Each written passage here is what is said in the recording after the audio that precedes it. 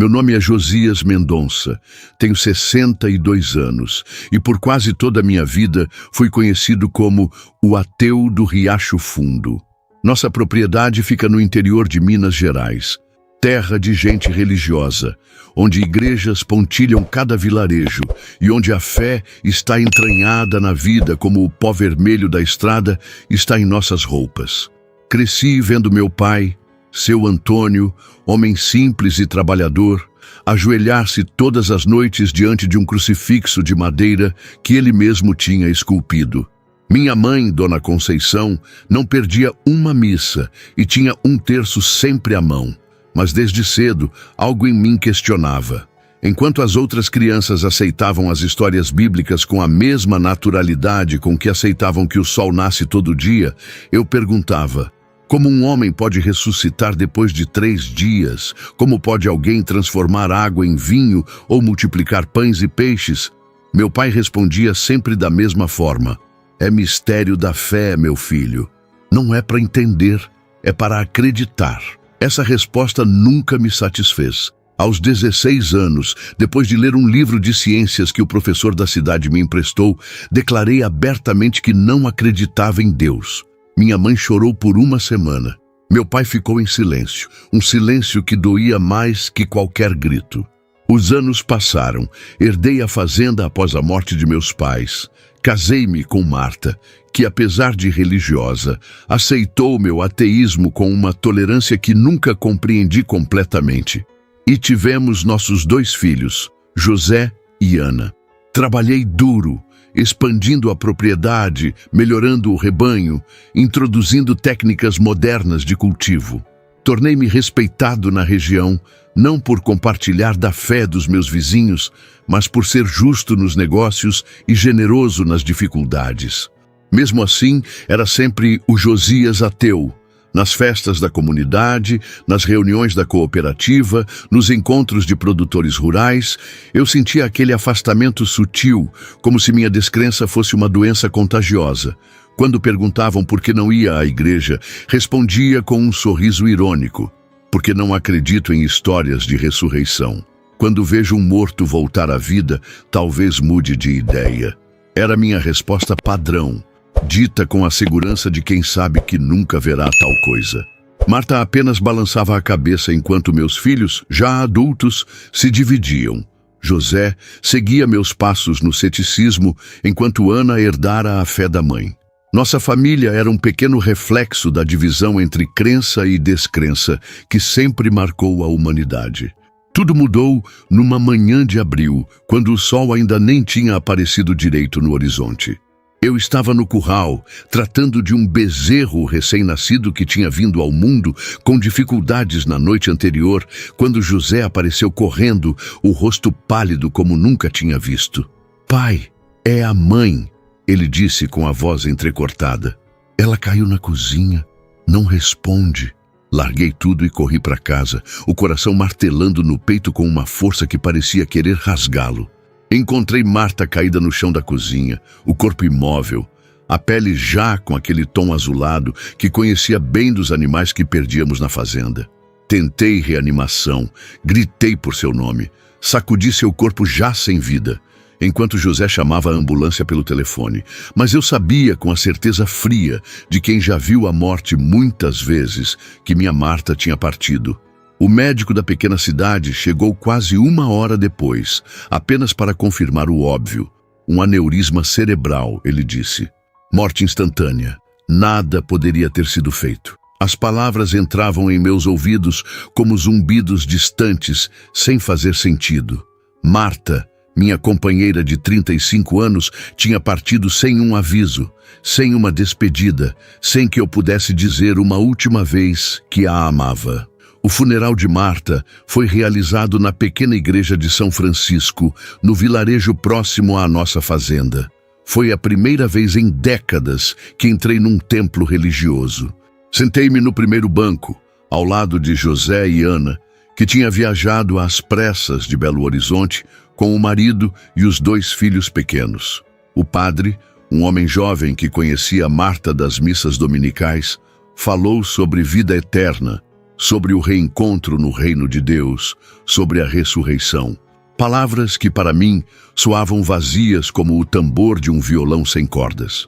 Enquanto as pessoas ao redor choravam e buscavam consolo naquelas promessas, eu me sentia mais só do que nunca. Não havia consolo para mim. Marta tinha ido embora para sempre, transformada em matéria inerte dentro de um caixão de madeira. Não haveria reencontro, não haveria ressurreição, apenas o vazio que sua ausência deixava em minha vida. Nos dias que se seguiram, mergulhei num silêncio profundo. Levantava antes do amanhecer, trabalhava até a exaustão e caía na cama à noite sem forças para pensar. José ficou comigo por 2 semanas preocupado, mas eventualmente precisou voltar para seu trabalho na capital. Ana queria que eu fosse morar com ela, mas recusei. A fazenda era meu único elo com Marta agora.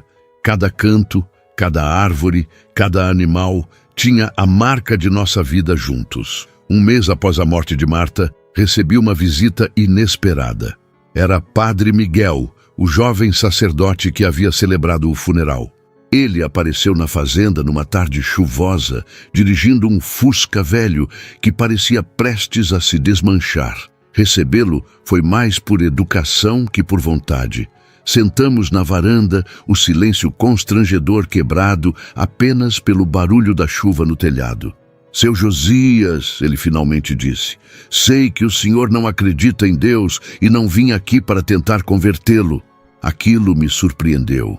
Esperava o sermão habitual, as tentativas de me convencer que Marta estava num lugar melhor. Vim porque prometi a dona Marta, ele continuou. Antes do que aconteceu, ela me procurou. Estava preocupada com o senhor.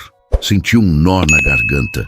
Era típico de Marta, sempre se preocupando comigo, mesmo quando eu não merecia. Ela me deu isto, disse o padre, tirando do bolso um envelope amarelado. Pediu que eu entregasse ao senhor se algo acontecesse com ela. Peguei o envelope com mãos trêmulas. Meu nome estava escrito na frente, na caligrafia caprichada de Marta. Vou deixá-lo sozinho agora, disse Padre Miguel, levantando-se. Se precisar conversar, sabe onde me encontrar. Quando o Fusca se afastou pela estrada enlameada, abri o envelope, o coração aos pulos. A carta de Marta era longa, escrita com aquele carinho que sempre marcou tudo que ela fazia.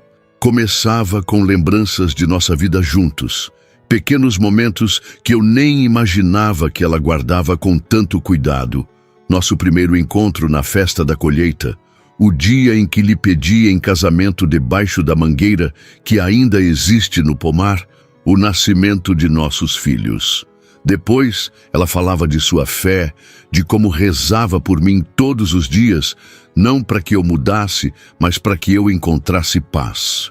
Sei que você não acredita no que acredito, Josias, ela escreveu, e aprendi a respeitar isso. Mas se estiver lendo esta carta, é porque já não estou mais aí. E meu último pedido é que você não se feche para o mistério. Há mais coisas entre o céu e a terra do que sonha nossa vã filosofia, como dizia aquele escritor inglês que você tanto gosta. As últimas linhas da carta me atingiram como um soco. Se um dia você sentir que precisa de um sinal, procure o velho Sebastião, o curandeiro que vive na beira do rio. Ele tem algo que deixei para você. Fiquei olhando para aquele papel por horas, as lágrimas se misturando à chuva que entrava pela varanda. Marta, sempre preocupada comigo, tinha planejado até mesmo para depois de sua partida. Sebastião, o curandeiro, era uma figura lendária na região. Alguns o consideravam um santo, outros um charlatão. Eu sempre o vi como um velho inofensivo que conhecia as propriedades medicinais das plantas. Nada sobrenatural nisso. Demorei 1 semana para criar coragem de procurá-lo. Sua casa ficava à beira do Rio das Almas, uma cabana simples de pau a pique, cercada por um jardim onde cresciam ervas de todos os tipos. Encontrei-o sentado numa cadeira de balanço na varanda, como se estivesse me esperando. Era um homem magro, de pele escura, enrugada pelo sol e pelos anos, cabelos brancos contrastando com olhos negros e vivos. Demorou para vir, seu Josias, ele disse quando me aproximei. Não perguntei como ele sabia meu nome ou que eu viria. Naqueles dias após a morte de Marta, nada mais parecia fazer sentido mesmo. Dona Marta deixou algo para o Senhor, continuou o velho, entrando na cabana e voltando com uma caixa de madeira entalhada. Ela veio me ver 3 meses atrás. Disse que teve um sonho, que precisava se preparar. Tomei a caixa com mãos trêmulas. Dentro havia 1/3 de madeira que reconheci. Tinha pertencido à mãe de Marta e um caderno de capa dura. O terço é para lembrar de onde ela veio, disse Sebastião. O caderno é para o senhor entender para onde ela foi. Voltei para casa com a caixa, sentindo seu peso como se carregasse uma montanha. Por 2 dias, não tive coragem de abrir o caderno. Quando finalmente o fiz, descobri que era uma espécie de diário. Não um diário comum de acontecimentos diários, mas um registro de sonhos. Marta tinha começado a escrevê-lo 6 meses antes, depois de um sonho particularmente vívido. Sonhei que estava num lugar de luz. Ela escreveu na primeira página. Não era como estar viva, mas também não era como imaginamos a morte. Era como estar mais desperta do que nunca. Nas páginas seguintes, ela descrevia sonhos cada vez mais detalhados. Encontros com pessoas que já haviam partido, inclusive meus pais e os dela. Visões de lugares que nunca tinha visitado em vida. Conversas com uma presença que ela descrevia como pura luz e amor. O mais impressionante era que muitos desses sonhos continham detalhes que ela não teria como saber. Conversas que tive com meu pai e que nunca contei a ela. O nome de um tio-avô que morreu antes de ela nascer. Na última entrada, escrita apenas 3 dias antes de sua morte, Marta escreveu: "Agora entendo. Não é o fim, é apenas uma passagem. Josias vai precisar de um sinal, e sei exatamente qual será." As palavras de Marta me deixaram inquieto. Que sinal seria esse? Passei dias revirando essa pergunta na cabeça, enquanto a vida na fazenda seguia seu curso implacável. A ordenha, o trato dos animais, o plantio, a colheita. A natureza não para respeitar nosso luto.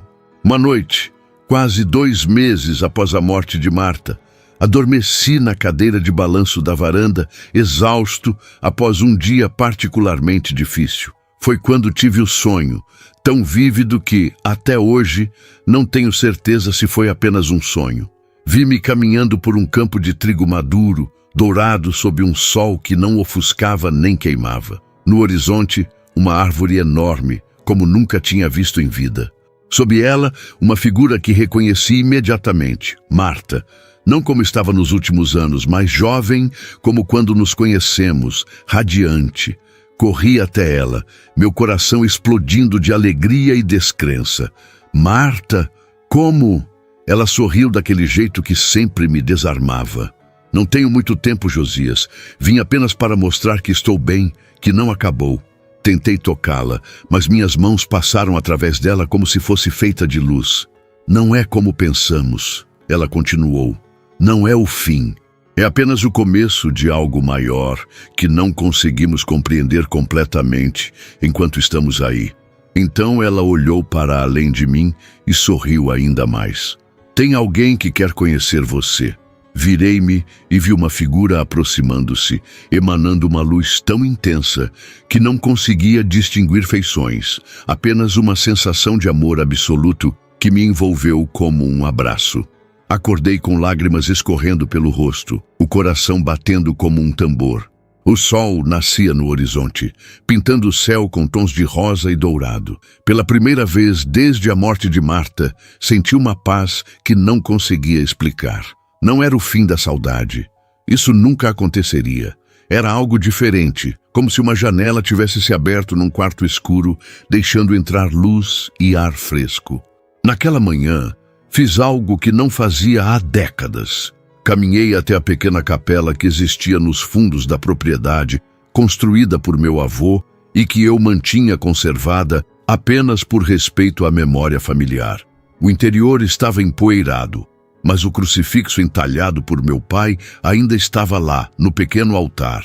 Ajoelhei-me sem saber exatamente o que fazer ou dizer. Não foi uma conversão instantânea, com anjos cantando e luzes celestiais. Foi algo mais quieto, mais íntimo. Simplesmente permiti-me considerar a possibilidade de que talvez, apenas talvez, houvesse algo além do que meus olhos podiam ver e minha mente podia compreender. Que talvez a ressurreição não fosse apenas uma história antiga, mas uma verdade que se manifesta de formas que não conseguimos entender completamente. Hoje, 5 anos depois, não digo que tenho todas as respostas. Ainda tenho dúvidas, ainda faço perguntas. Mas aprendi que fé não é ter certeza absoluta. É confiar mesmo quando não entendemos completamente. Não sou mais o ateu do Riacho Fundo. Sou apenas Josias, um homem que descobriu que o mistério da vida é maior e mais belo do que jamais imaginei. E em algum lugar além da minha compreensão, sei que Marta sorri. Se essa história tocou seu coração, não deixe de se inscrever no canal Colheita Farta, onde compartilhamos histórias que nutrem a alma, assim como a terra nutre o corpo. Aqui, acreditamos que cada vida é um campo onde podemos plantar sementes de fé, esperança e amor. Até nosso próximo encontro. E lembre-se, às vezes, os frutos mais doces vêm depois das tempestades mais fortes.